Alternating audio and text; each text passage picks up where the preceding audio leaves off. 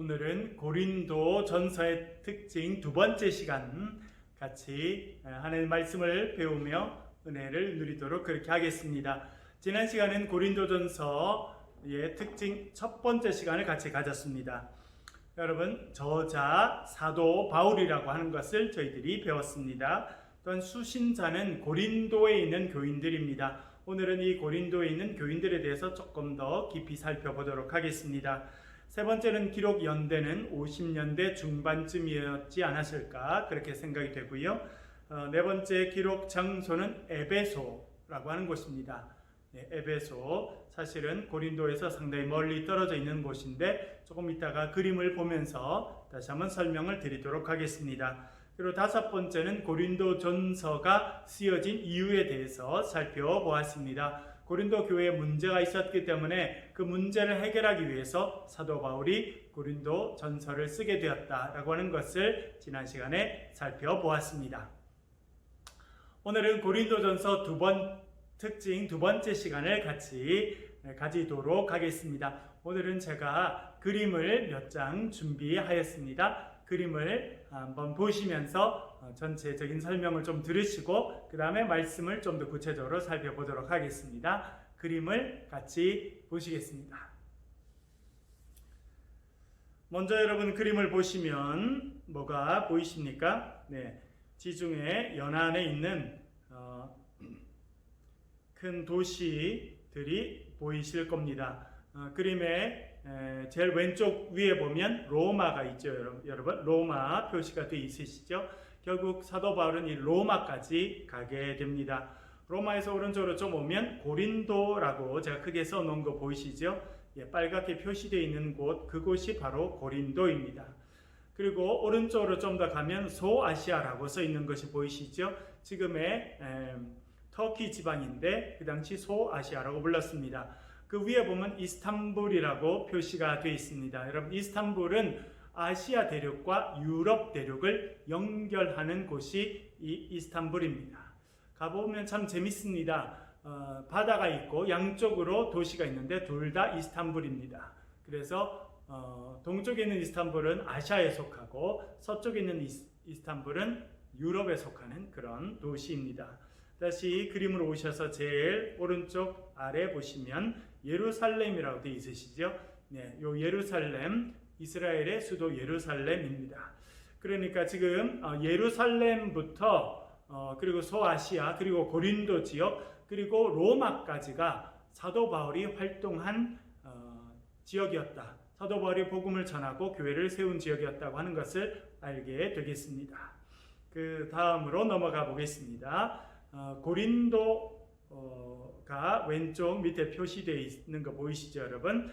제 왼쪽 제일 밑에 보면 고린도가 있고 그 옆에 아테네가 있습니다. 그 유명한 아테네, 헬라 철학과 문화의 중심이었던 아테네가 있고 고린도는 거기서 상당히 가까운 곳에 위치한 중요한 도시였습니다.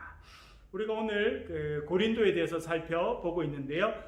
고린도 전서는 어디서 썼다는 것을 말씀드렸습니까? 지난 시간에 고린도 전서는 에베소에서 쓰여졌다고 하는 것을 저희들이 살펴보았습니다. 에베소가 어디 있습니까? 그림 오른쪽으로 보시면 소아시아 지역, 지금의 터키 지역에 보면 에베소라고 제가 빨갛게 표시를 해 두었습니다. 그러니까 고린도, 왼쪽에는 고린도가 있고 오른쪽에 에베소가 있습니다. 이 말씀드린 것처럼 에베소에 있을 때 사도 바울이 고린도 전서를 써서 보내주게 됩니다. 왜냐하면 고린도에 있는 교인들 가운데 바울에게 와서 고린도 교회 문제에 대해서 이야기를 해주고 또 고린도 교회 사람들이 글을 써서 문제를 이야기해 주었기 때문에 그 문제에 대한 해답을 주기 위해서 고린도 전서를 썼습니다. 이분들이 어떻게 바울에게까지 가게 되었을지 생각해 보면 다시 한번 그림을 보시면요. 고린도에서 만약 육지를 따라 올라갔다고 하면 제가 약간 짙은 갈색으로 표시해 두었는데요. 고린도에서 출발해서 아테네를 거쳐서 위로 쭉 에게해 위를 따라 쭉 올라가게 됩니다. 그 위쪽으로 가면 데살로니카, 데살로니가가 보이시죠, 여러분? 데살로니가에도 바울이 선교를 하고 교회를 세웠는데요. 그것을 쭉 지나서 알렉산드로폴리스를 지나서 이제 밑으로 내려오면 결국 에베소까지 오게 됩니다. 여러분, 그림으로만 봐도 엄청나게 길고 먼 길이었다는 것을 알게 됩니다. 누군가 또 고린도에서 또 에베소까지 다니게 되었고, 또 그러면서 에베소에 있는 바울에게 고린도 교회 소식을 알려주었습니다. 다시 그림을 보시면 고린도에서 만약 뱃길을 이용했다면 제가 밑에 파란색으로 표시를 해뒀는데요. 아마 이런 길을 통해서 고린도에서 배를 타고 에베소까지 이렇게 갈 수 있지 않았을까 이렇게 생각됩니다. 우리도 언젠가 또 이 고린도, 또 데살로니가, 에베소와 같은 이 초대 교회가 있었던 지역 또 한번 방문하고 다닐 수 있으면 좋겠다는 생각을 다시 한번 하게 됩니다. 그 다음 그림을 보겠습니다. 그 다음 그림은 여러분 좀 더 가까이에 갔는데요. 가까이에 보면 고대 고린도라고 써 있는 거 보이시죠? 가운데 부분에 고대 고린도, 여기가 Ancient Corinth라고 돼 있어서 여기가 고대 고린도 지역이었습니다. 그러니까 사도 바울이 활동했을 때의 고린도는 여기에 고린도를 말합니다. 그러나 지금 찾아보면 여러분 그 위쪽에 보면 또 고린도라고 보이시죠? 해변에 바로 붙어 있는 사람들이 많이 사는 지역이 있는데 거기가 지금 현재의 고린도라고 하는 도시입니다.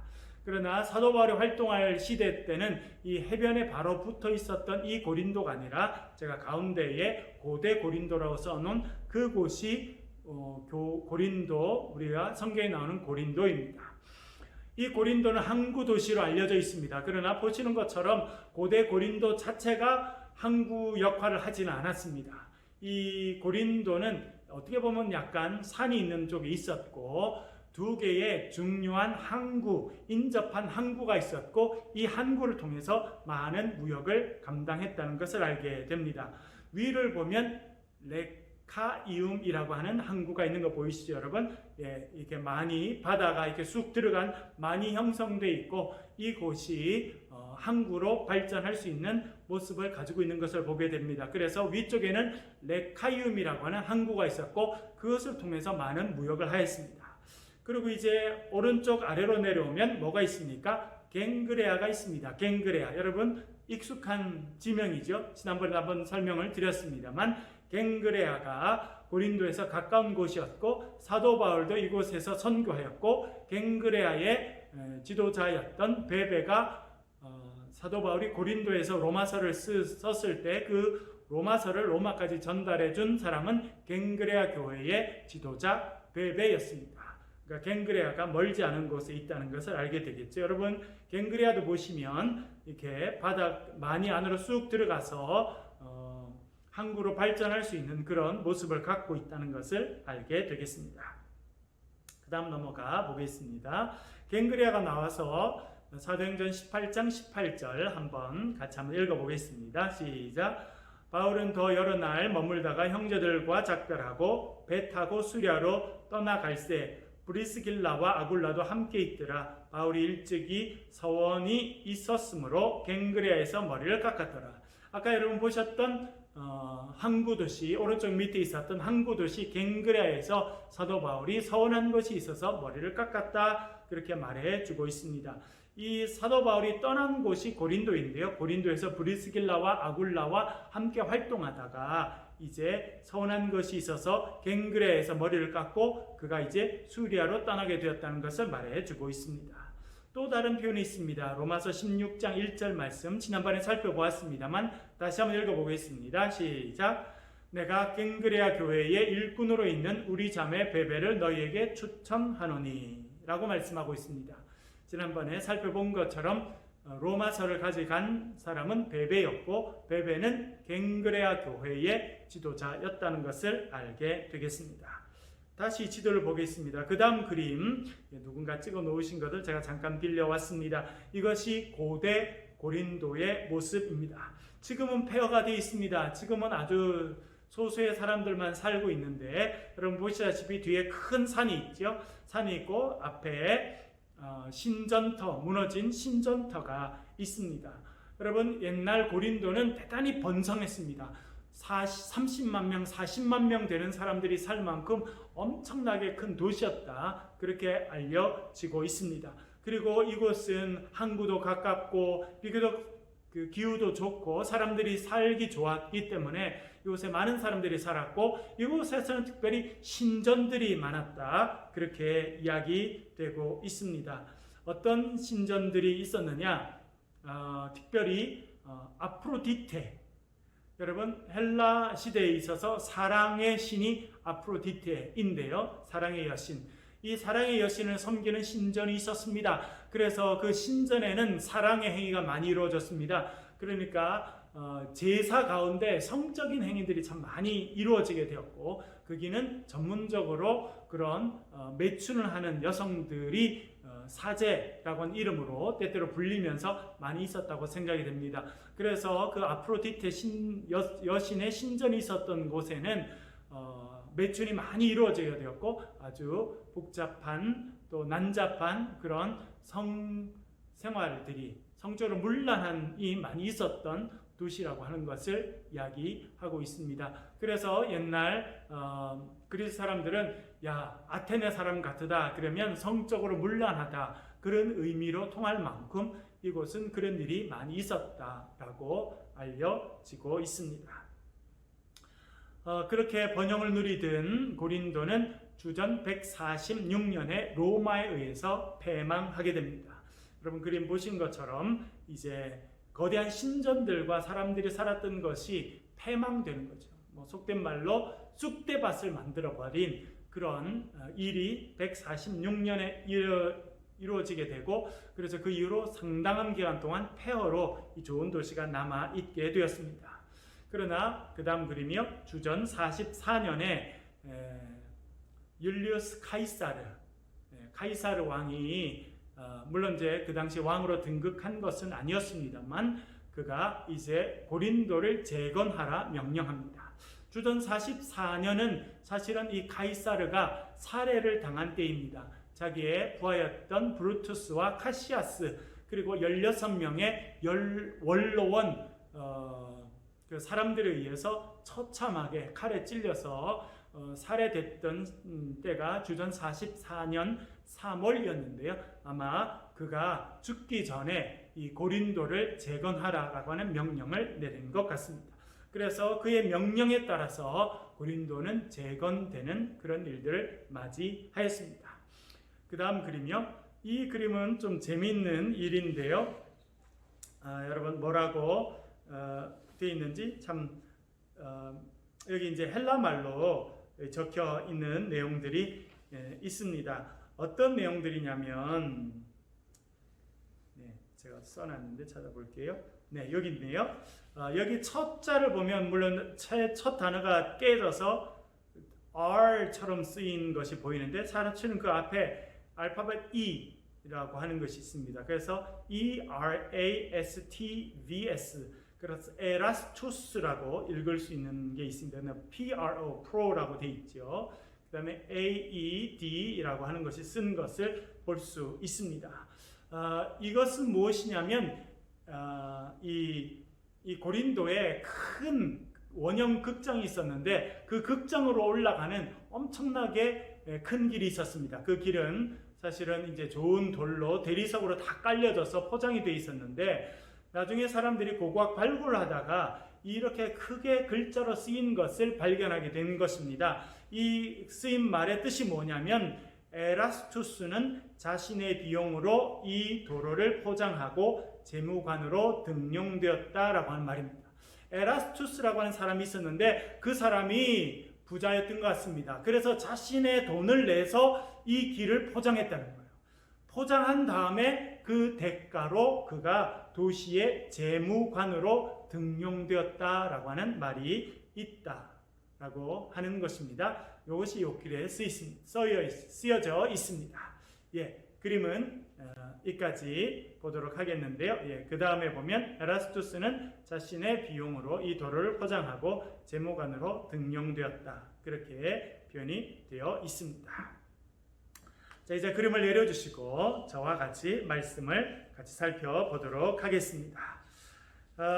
고린도라고 하는 도시에 대해서 저희들이 살펴보았습니다. 이렇게 고대 고린도, 지금의 고린도가 아니라 고대 고린도, 사실은 신전과 또 엄청난 문명이 발전했다가 그리고 146년에 로마에서 다 폐허로 바뀌고 주전 44년 카이사르의 명령에 의해서 다시 재건된 도시가 바로 고린도라고 하는 도시였음을 알게 됩니다. 고린도 지역에 사도 바울이 선교를 하게 되고 이제 교회가 세워지는 모습을 보겠습니다. 고린도 선교와 교회의 시작에 대해서 잠깐 살펴보겠습니다. 사도행전 18장 1절부터 3절 같이 한번 읽어보겠습니다. 읽겠습니다. 시작. 그 후에 바울이 아덴을 떠나 고린도에 이르러 아굴라라 하는 본도에서 난 유대인 한 사람을 만나니 글라우디오스가 모든 유대인을 명하여 로마에서 떠나라 한 고로 그가 그 안에 브리스길라와 함께 이탈리아로부터 새로 온지라 바울이 그들에게 가매 생업이 같음으로 함께 살며 일을 하니 그 생업은 천막을 만드는 것이더라. 아멘. 1절을 보면 바울이 아덴을 떠나, 아덴이 아테네입니다. 헬라 문명의 수도, 중심지였던 아테네를 떠나서 어디로 갔다는 겁니까? 고린도. 우리가 금방 이제 지도를 봐서 아시겠죠, 여러분? 아테네는 좀 더 동쪽에 있고 서쪽으로 조금 더 가면 그게 고린도가 있습니다. 그 고린도에 갔다는 것입니다. 그런데 고린도에서 부부를 만나게 됩니다. 브리스가와 아굴라였습니다. 몇 번 말씀을 드렸습니다만 그 사람들은 원래 로마에 살고 있었습니다. 그러나 주후 49년에 클라우디우스 황제가 로마에 있는 유대인들을 쫓아냅니다. 왜냐하니까 로마에 벌써 복음이 전해지고 로마에 있는 유대인 가운데 일부의 유대인들은 예수 그리스도를 메시아로 믿는 유대인이었고 또 많은 유대인들은 믿지 않았습니다. 그래서 나무에 달린 예수가 어떻게 메시아가 될 수 있느냐, 그렇게 논쟁을 벌이고 그로 인해서 로마에 좀 소란스러운 일들이 있었던 것 같습니다. 그러자 이 클라우디우스 황제가 유대인들 전체, 유대인들 시끄럽다, 그리스도라는 자 때문에 이렇게 문제를 만들어내니 다 쫓아내라. 그래서 주 49년에 그들을 다 쫓아내게 됩니다. 그래서 많은 유대인들이 로마에서 쫓겨나왔는데 브리스가와 아굴라도 쫓겨나왔다는 것입니다. 그들이 어디로 왔냐면 고린도에 오게 됩니다. 이것이 정말 하나님의 놀라운 섭리죠. 사도 바울은 아테네에서 복음을 전합니다. 철학자들과 만나서 예수에 대해서 이야기했지만 사실은 그의 선교가 실패합니다. 아테네, 세계 철학의 중심이고 문학의 중심이고 사도 바울도 철학을 많이 공부했기 때문에 그 철학자들에게 가서 논쟁을 벌이면서 예수에 대해서 이야기하는, 너희들이 알지 못하는 신이 있는데 그분이 바로 십자가에 달린 예수다, 그렇게 전했지만 사실은 그 아테네에서의 선교는 실패하였습니다. 쓰라린 마음을 안고 그는 서쪽으로 가서 고린도에 가게 되는데 그곳에서 놀라운 일을 만나게 됩니다. 그곳에서 브리스길라와 아굴라를 만나는 것입니다. 여러분, 우리의 삶의 때때로 실패를 경험할 때가 있습니다. 사도 바울 철학 공부도 하고 수사학 공부도 하고 그는 또 로마 시민으로서 아테네에서 복음을 전하고 많은 사람들을 전도할 줄 알았어요. 그 당시 지식인들을 전도할 줄 알았는데 사실은 아테네 선교는 처참하게 실패하게 됩니다. 쓰라린 마음을 갖고 고린도에 갔는데 거기서 브리스길라와 아굴라를 만나게 됩니다. 그들이 생업이 같습니다. 천막을 만드는 일을 하면서 서로 같이 동력해서 처음에는 시장에서 밥벌이를 하고 같이 사업을 했던 것 같습니다. 그 다음에는 사도 바울이 복음을 전하자 사람이 한 명, 두 명 이렇게 모이기 시작합니다. 그리고 브리스길라와 아굴라는 경제적으로 좀 여유가 있었던 사람들이라 아마 거기서 집을 얻었든지 집을 샀든지 하게 되고 결국은 브리스길라와 아굴라가 있는 곳에서 고린도 교회가 시작되지 않았을까 그렇게 생각이 됩니다. 아테네에서 처참히 실패했어요. 그러나 그 다음은 하나님께서 동력자를 준비해 주셨습니다. 브리스길라와 아굴라를 준비해 주셔서 그들이 서로 기도하고 서로 마음을 합하고 사도 바울이 고린도에서 1년 반 동안이나 있으면서 복음을 전하고 교회를 세우는 놀라운 일들을 감당했습니다. 여러분, 때때로 우리의 삶에 실패가 있을 때가 있습니다. 그러나 그것이 끝이 아닙니다. 우리가 때때로 실패하지만 하나님께서는 동력자를 붙여주십니다. 돕는 사람을 붙여주십니다. 그래서 서로가 마음을 합쳐서 기도하고 하나님의 말씀을 나누고 담대히 전도하게 될 때 놀라운 부흥의 역사가 이루어지게 될 줄로 믿습니다. 하나님께서 우리 새창조교회에 부족한 저를 보내주시고 우리 또 많은 분들을 같이 섬기게 해주셔서 감사합니다. 여러분, 우리가 뭐 내놓을 게 있습니까? 하나님께서 보내신 줄로 믿고 와 있습니다. 우리가 무슨 능력이 있습니까? 그러나 하나님께서 저와 여러분에게 역사하시면 브리스길라와 아굴라가 바울과 함께 팀이 되어서 위대한 고린도 교회를 만들어간 것처럼 우리도 그런 역사를 이루게 될 줄로 믿습니다. 여러분, 이런 꿈을 가지고 저와 여러분들 기도하시면서 훈련 받으시면서 달려가시길 간절히 바랍니다. 그렇게 고린도 교회가 이제 시작되게 되었습니다. 그러면 고린도에 모여든 사람들, 그리고 특별히 사도 바울의 전도를 받고 처음 고린도 교회로 등록해서 신앙생활하고 있었던 사람들은 어떤 사람들일까요? 그 중에 에라스도라고 하는 사람이 있습니다. 여러분, 아까 제가 그림을 보여드리면서 제일 마지막 그림 이렇게 나왔던 거 기억하시죠? 에라스투스는 자신의 비용으로 이 도로를 포장하고 재무관으로 등용되었다. 그러니까 에라스도라고 하는 사람이 등장하는데요. 로마서 16장 23절에 등장합니다. 한번 읽어보겠습니다. 시작. 나와 온 교회를 돌봐주는 가이오도 너희에게 문안하고 이 성의 재무관 에라스도와 형제 구하고도 너희에게 문안하느니라. 아멘. 누가 나옵니까? 재무관 에라스도가 나옵니다. 여기서 나오는 에라스도가 그 도시에, 여러분, 이 도시가 지금 로마에 편지를 써서 보낸 것인데요. 로마서는 어디서 썼다는 걸 배웠습니까? 로마서는 고린도에서 썼습니다. 그런데 사도 바울이 말하기를 이 성의 재무관 에라스도라고 말합니다. 여러분, 아까 그 고고학 발굴로 보여진 대리석에 쓰여진 글을 보셨죠? 에라스투스라고 하는 사람이 에라스도이죠. 에라스투스는 자신의 비용으로 이 도로를 깔고 재무관으로 인용되었다 했는데 그 내용과 딱 일치하고 있습니다. 그래서 많은 학자들은 바로 그 당시 자신의 비용으로 그 대리석으로 긴 큰 도로를 깔고 그리고 그 덕으로 재무관으로 임명받은 이 에라스투스라고 하는 사람이 성경에 나오는 에라스도가 아닌가 그렇게 생각이 됩니다. 여러분, 고린도 교회에 중요한 사람이 몇 명 있었다는 것을 우리는 로마서를 통해서 알게 됩니다. 왜냐하면 사도 바울이 이렇게 썼어요. 나와 온 교회를 돌봐주는 가이오도. 지난번에도 한 말씀드렸습니다만 고린도 지역에 상당히 경제적으로 여유가 있었고 사회적인 지위가 있었던 사람이 가이오라고 하는 사람이었습니다. 그는 사도 바울의 복음을 듣고 예수 그리스도를 믿는 사람이 되었습니다. 그리고 그는 상당히 경제력도 있고 사회적으로 인정을 받기도 하고 이제 인격적으로 훌륭한 그런 사람이었기 때문에 사도 바울이 이렇게 씁니다. 나와 온 교회를 돌보아주는 가이오도. 사도 바울뿐만 아니라 그 교회의 여러 어려운 사람들을 돕고 그 교회를 세우는 일에 결정적인 일을 했던 사람이 가이오라고 하는 사람이었습니다. 그가 어떤 위치에 있었는지는 알 수 없습니다만 본문의 내용을 봐서 그는 여러 가지 사회적으로 영향력이 있었고 경제적으로도 상당히 영향력이 있는, 능력이 있는 그런 분이었다는 걸 알게 됩니다. 그 다음에는 이 성의 재무관 에라스도.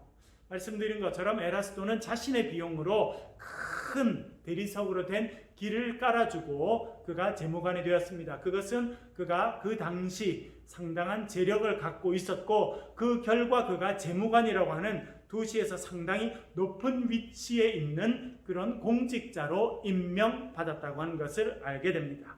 그리고 형제 구하고도 너에게 문안하느니라. 이 구하고도 상당히 교회에서 중요한 일을 하는 사람이었다는 것을 알게 됩니다. 디모데후서 4장 20절에도 보면 에라스도가 등장합니다. 같이 한번 읽어보겠습니다. 시작. 에라스도는 고린도에 머물러 있고 드로비모는 병들어 밀레도에 두었노니. 아멘. 에라스도는 어디 있다는 것입니까? 고린도에 머물러 있다는 것입니다. 에라스도는 사도 바울 이후에 대단히 중요한 교회의 지도자 중에 한 명이 된 것 같습니다. 그는 고린도 교회를 끊임없이 지키고 고린도 교회에서 사도 바울의 뜻을 이어받아서 교회를 섬겨가고 복음을 전하는 일들을 감당하는 사람이었다고 생각이 됩니다. 그런데 여러분, 우리가 그러면 고린도 교회는 이렇게 경제적으로 여유 있고 사회적으로 지위가 있는 사람들만 있었느냐라고 생각하기가 쉽습니다. 사실은 그렇지 않습니다. 물론 여러분 고린도는 대단히 화려한 도시였고 아까 보신 것처럼 북쪽과 남쪽에 동쪽에 남동쪽에 큰 항구를 갖고 있었기 때문에 무역이 아주 활발했고 예전부터 사람들이 살기 좋았기 때문에 아주 상업적으로 발전한 그런 도시였습니다. 또 신전들도 많고 많은 사람들이 모여서 학문적으로도 발전한 그런 도시였습니다. 그런데 사도 바울은 고린도 전서 1장 26절에서 고린도 교인들에게 이렇게 말하고 있습니다. 1장 26절 같이 한번 읽겠습니다. 시작. 형제들아 너희를 부르심을 보라. 육체를 따라 지혜로운 자가 많지 아니하며 능한 자가 많지 아니하며 문벌 좋은 자가 많지 아니하도다. 아멘. 형제들아 너희들은 하나님의 은혜로 부유한 가문에서 태어나서 편안하게 살았고 공부도 많이 하고 이제 경제적으로 여유롭구나. 그 일로 감사해라. 그렇게 말하지 않고 있습니다. 뭐라고 말합니까? 육체를 따라 보면 육체적인 기준으로 보면 세상적인 기준으로 보면 지혜로운 자가 많지 않다는 것입니다. 여러분 아테네가 바로 옆에 있었습니다. 그리고 고린도는 그 당시 학문적으로도 상당히 발전되어 가는 그런 곳이었습니다. 그런데 뭐라고 그러냐면 육체를 따라 보면 세상적인 기준으로 보면 당신들 가운데 지혜로운 자가 많지 않습니다. 능한 자가 많지 않다. 능력 있는 사람이 많지 않다는 것입니다. 경제적인 능력이나 개인적인 능력이나 어떤 지적인 능력이나 그런 것이 많은 사람이 많지 않다는 겁니다. 또 특별히 재밌는 표현이 나옵니다. 문벌 좋은 자가 많지 아니하도다. 문벌 좋은 자가 어떤 의미입니까? 좋은 가문 출신이 별로 없다. 그런 뜻입니다. 좋은 가문 출신이 여러분 옛날 이 그리스 시대 더 했고요. 로마 시대 때는 사실은 많은 사람들에게 문호가 열려져 있고 해방 노예나 혹은 식민지에 있던 사람들도 로마 시민이 되고 나중에는 원로원의 일원이 되는 그렇게 개방되어 있는 사회가 로마 사회였지만 그럼에도 불구하고 로마 사회도 문벌이 대단히 중요했습니다. 가문이 대단히 중요했습니다. 율리어스 시저도 아주 좋은 최고의 가문에서 태어났기 때문에 그가 장군으로 승승장구할 수 있었고 나중에는 최고의 지도자에 이를 수 있었습니다. 그의 양 아들이 옥타비안이라고 하는 사람이었는데 옥타비안은 그렇게 좋은 가문 출신이 아니었습니다. 그래서 이 카이사르가 죽을 때 그 옥타비안을 자기의 양자로 맞이할 때 하는 일이 뭐냐면 율리어스라고 하는 자기의 성을 줍니다. 성을 줘서 자기 아들로 입양시킵니다. 그래서 그의 신분이 그렇게 높지 않았는데 최고 가문 출신으로 자기의 양아들을 바꿔줍니다. 그래서 그가 그 다음에 로마 제국의 일대 황제가 될 수 있었습니다. 로마 시대 때 여전히 문벌이 중요한 시대였습니다. 그런데 왜 이런 표현을 쓰고 있을까요, 여러분? 그것은 우리가 배경을 좀 알 필요가 있습니다. 아까 말씀드린 것처럼 주전 146년에 고린도는 로마 군인들에 의해서 완전히 폐허가 되었습니다. 그렇게 오랫동안 폐허가 있었는데 주전 44년에 이 카이사르가 죽기 얼마 전에 명령을 내려서 고린도를 발전시키도록 했습니다. 그런데 여러분 카이사르가 이렇게 많은 곳을 정복하고 또 많은 곳에 로마 도시들을 세웠는데 도시들을 세울 때 어떻게 했느냐면 그곳에 로마 시민들이 가도록 했습니다. 그런데 여러분 로마 도시 안에서 대대로 아주 아름다운 가문의 이름난 명문가 가문에서 로마 시민으로 태어나서 잘 살고 있는 사람이 로마에서 멀리 떨어져 있는 지역 완전히 시골이었다가 개발되는 지역이었거나 고린도처럼 완전히 폐허가 된 다음에 다시 도시를 만드는 지역까지 가고 싶겠습니까? 가지 않으려고 했을 겁니다. 그래서 이 카이사르는 로마에서 멀리 떨어져 있는 거점 지역에 새로운 로마의 도시를 세우기 위해서는 두 부류의 사람들을 전략적으로 사용해서 보내게 됩니다. 한 부류의 사람들은 퇴역한 군인들이었습니다. 군인들 가운데서 많은 사람들은 로마 시민이었지만 로마 시민이 아닌 군인들도 많이 있었습니다. 지난번에 로마 시민이 되는 방법에 대해서 제가 말씀드리면서 군대에서 20년, 25년, 때때로 30년 이렇게 오랫동안 로마 군대에서 군인으로 복무하면 그 사람들의 그 희생과 섬김을 높이 사서 퇴역할 때는 로마 시민권을 줍니다. 그리고 특별히 카이사르는 자신을 따르던 많은 사람들에게 엄청난 재산을 주고 로마 시민권을 주었습니다. 그리고 그들에게 멀리 가서 로마에서는 자리 잡기 어려우니까 너희들이 신생 도시에 가서 자리 잡아라. 그래서 많은 사람들을 보냈습니다. 특별히 카이사르 밑에서 같이 전쟁을 치루었던 9군단, 10군단, 또 11군단, 또 종다리 군단이라고 불려졌던 사람들, 종다리 군단은 사실은 로마 시민이 아닌 사람들이죠. 그런 사람들이 이제 카이사르와 함께 전쟁을 한 이후에 그들에게 다 시민권을 줍니다. 개선식을 하면서 다 시민권을 주고 많은 돈을 줍니다. 그리고 그 퇴역한 군인들에게 새로 개발되는 도시에 가서 정착하도록 그렇게 만들었습니다. 그래서 이 고린도도 사실은 로마 시민으로 성장한 사람들이 아니라 군대에 있다가 정말 외국인으로 로마 군대에서 전쟁터를 돌아다니면서 수십 년을 있다가 로마 시민권을 받고 그리고 재산을 받고 그래서 고린도에 와서 정착한 사람들이 많았다는 것입니다. 그렇게 퇴역한 군인들이 로마 시민권을 갖고 고린도에 와서 고린도를 재건하는 일에 많이 참여했다고 하는 것이 역사가들의 연구에서 밝혀졌습니다. 또 다른 두 번째 부류의 사람들은 해방 노예였습니다. 해방 노예. 여러분, 로마는 상당히 개방적인 사회였습니다. 그래서 종들, 노예들도 그 주인에게 충성하게 되고 하게 되면 그 사람들이 해방 노예가 될 수 있었습니다. 그리고 노예 가운데서도 무역을 하거나 그런데 종사해서 돈을 많이 벌게 되고 어느 정도 재산 이상이 있게 되면 그 사람들이 해방 노예가 될 수 있었습니다. 그러니까 전직 노예였는데 이제 주인의 사랑을 받아서 해방 노예가 되고 자유인이 된 사람들, 혹은 자기가 열심히 무역을 하고 사업을 해서 돈을 많이 벌어서 그것으로 인해서 로마 시민권을 사게 된 사람들은 어디 가서 정착하면 좋겠습니까? 자기가 종으로 살았던 로마에서는 살기가 어렵습니다. 왜? 사람들 다 알잖아요. 저 어느 집안의 노예였는데 돈 좀 벌었다고 지금 저렇게 하고 다니네? 좀 비싼 차 타고 다닌다고 지금 인사도 안 하네? 뭐 이렇게 하게 되니까 얼마나 그게 싫었겠습니까? 그래서 이 사람들도 그 로마 제국의 여러 새롭게 생기는 도시들에 가서 정착하게 되었습니다. 또 카이사르도 그런 해방 노예들을 새로운 곳에 가서 정착하라고 많이 권면하였던 것 같습니다. 그래서 이 퇴역 군인들 그리고 해방 노예들, 이 사람들이 가서 정착한 도시 중에 하나가 폐허가 됐다가 다시 개발되는 고린도였다라고 하는 것입니다. 그러니까 이 고린도에 있는 많은 사람들, 특별히 고린도에 와서 사도 바울을 만나게 되고 사도 바울의 복음을 듣게 되고 교회로 온 많은 사람들은 퇴역 군인들이었습니다. 명문가 출신들이 아니라 군대에 오래 있다가 시민권을 받게 되고 제대하면서 많은 돈을 받아서 고린도에 와서 정착한 사람들, 혹은 해방 노예였습니다. 전에는 노예였는데 이제 해방이 되어서 새로운 도시에 와서 자기의 신분을 세탁하고, 그렇죠?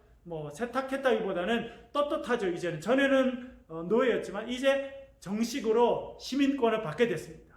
그러나 내가 노예였던 것을 알지 못하는 곳에 와서 내가 정착하고 이제 내가 중3층이 되고 이제 나도 상류층에 가고 싶다 생각하는 사람들이 많이 정착한 곳이 그곳이었다라고 하는 것입니다. 그래서 사실은 고린도가 재건될 때 왔었던 많은 사람들은 문벌적인 배경, 그러니까 좋은 가문 출신들이 아니었다라고 하는 것입니다.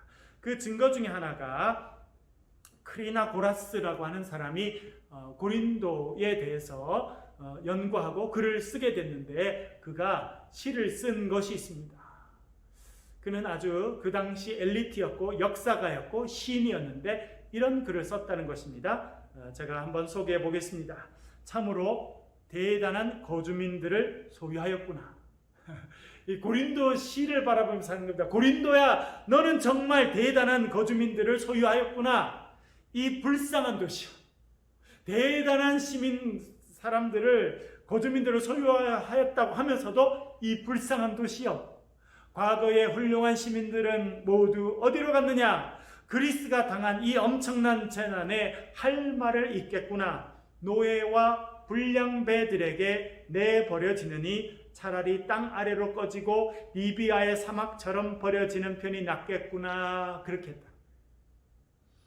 그렇게 이 고린도를 보면서 정말 아테네 바로 옆에서 화려한 헬라 문화를 형성하고 20개가 넘는 그런 신전들이 있고 엘리트들이 모이고 했던 그런 화려한 헬라 도시가 완전히 무너지고 이제 재건이 됐는데, 이제 그 재건하기 위해서 로마 시민권인 자라고 해서 딱 온 사람들을 보니까 노예와 불량배들이었다 그렇게 합니다.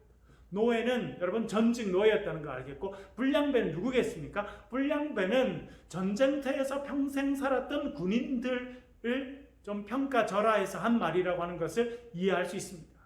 그들은 군대에서 먹고 자고 군대에서 살았습니다. 외국인으로 어렵게 로마 군대에 참여해서 정말 피비린내 나는 그런 군대에서, 그런 전선에서, 들판에서 먹고 자고 싸우고 그렇게 하니까 무슨 그런 높은 수준의 교육을 받지 못했을 거거든요. 그렇기 때문에 그 사람들을 불량배들이라고 표현한 것이 아닌가 생각됩니다.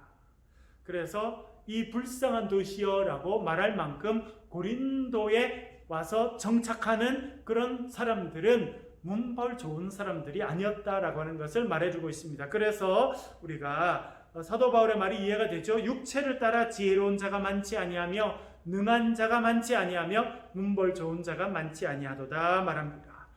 그러나 그것이 다가 아닙니다. 27절부터 29절까지 같이 한번 읽어보겠습니다. 같이 읽겠습니다. 시작. 그러나 하나님께서 세상에 미련한 것들을 택하사 지혜 있는 자들을 부끄럽게 하려 하시고 세상에 약한 것들을 택하사 강한 것들을 부끄럽게 하려 하시며 하나님께서 세상에 천한 것들과 멸시받는 것들과 없는 것들을 택하사 있는 것들을 패하려 하시나니 이는 아무 육체도 하나님 앞에서 자랑하지 못하게 하려 하심이라. 아멘. 뭐라 말합니까? 하나님께서 선택하신 사람들이 있다는 것입니다.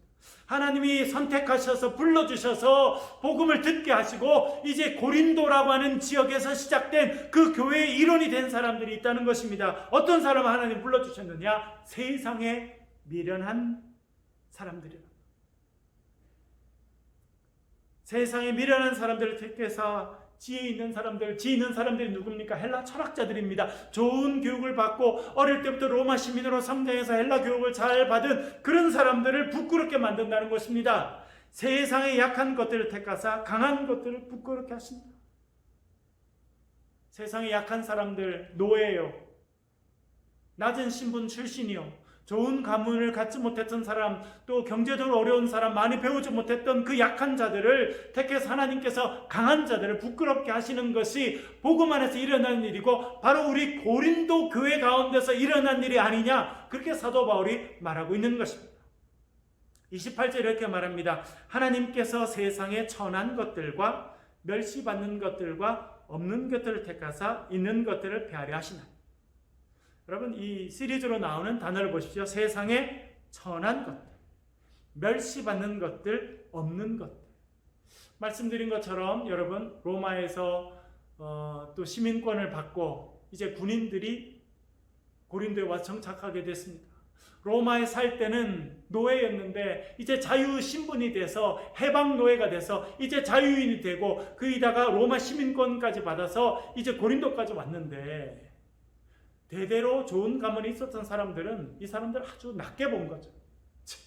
어떻게 하다가 그냥 군대 좀 있어가지고 이렇게 돼서 천시하고 멸시하고 우습게 봤다는 것을 우리가 알게 됩니다. 그러나 그런 사람들이 마음에 허전함이 있고 뭔가 새로운 것을 알고 싶고 배우고 싶고 하나님 나라의 뭔가 운동에 동참하고 세상이 새로워지는 놀라운 일들을 감당하고자 하는 그런 열망이 있었는데, 그 많은 사람들이 사도 바울의 복음을 듣고 고린도 교회에 온 것 같습니다. 그래서 사도 바울이 이렇게 말합니다. 세상에 천한 것들과 멸시받는 것들과 없는 것들을 하나님이 택하셔서 있는 것들을 폐하려 하신다, 그렇게 말합니다. 29절, 그렇게 하는 이유는 아무 육체도 하나님 앞에서 자랑하지 못하게 하려 하심이라 말하고 있습니다. 이유가 뭡니까? 자랑하지 못하게 하려는 거예요. 여러분, 이것이 핵심입니다.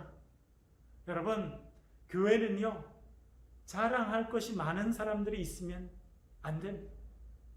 내가 했잖아, 내가 공로가 있잖아. 내가 어떤 사람인데 내가 도와줬잖아. 내가 섬겨줬잖아.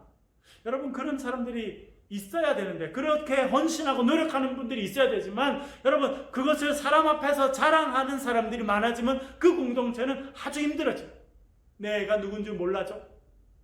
내가 헌신했잖아. 내가 도와줬잖아. 여러분, 그런 사람이 많아지면 교회는 교회답게 되지 못합니다. 내가 한 것은 다 주의 은혜입니다. 나는 주의 은혜입니다. 내 삶에 하나님은 부어주시고 그 놀라운 은혜에 1000분의 1이라도 10,000분의 1이라도 내가 갚기 위해서 적은 걸 드릴 수 있으니 내가 감사할 뿐입니다. 여러분, 그런 사람들이 많아야 교회가 성장하게 되는 거고, 그 교회가 은혜가 있는 것이고, 그런 교회를 하나님이 사용하신다라고 하는 것을 사도 바울이 말씀하고 있습니다. 여러분, 우리들 가운데 문벌 좋은 배경을 가지지 못한 분이 있습니다. 또 여러 가지 경제적으로 어려울 수도 있고, 세상에 내놓을 게 없을 수도 있고, 때때로 내 자신을 봐도 하나님 어떻게 나 같은 사람을 택하셨습니까? 그렇게 생각되는 사람이 있을 수 있습니다. 여러분, 그것은 아무것도 아닙니다. 하나님께서 불러주셨으니 하나님 그 은혜에 감사하며 내 삶을 드리고 내 열정을 드려 주를 섬기겠습니다.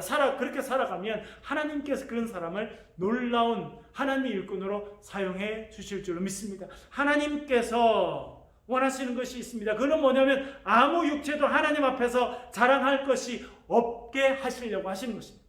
여러분, 왜 우리의 지식으로 구원받는 것이 아니고, 우리의 물질로 구원받는 것이 아니고, 우리의 배경으로 구원받는 것이 아니라 오직 예수 그리스도의 은혜로 구원받게 하셨습니까?